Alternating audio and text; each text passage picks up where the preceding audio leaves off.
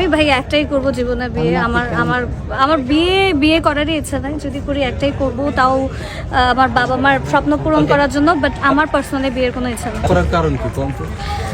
কারণ কি, আমি একটা কথা বলি, আমার আশেপাশের ফ্রেন্ডসরা যারা যারা বিয়ে করেছে, হ্যাঁ, যত ভালো ফ্যামিলিতেই করুক, যত সুখেই থাকুক, এখন পর্যন্ত সবাই আমাকে একটা কথাই বলে, দোস্ত সব ঠিক আছে, বিয়ে করিস না।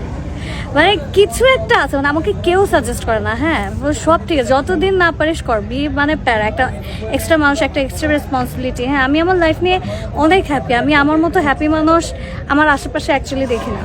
I have a beautiful family. I have doll-like kids. আমার সব কিছু, আমার 6টা বেবি আছে।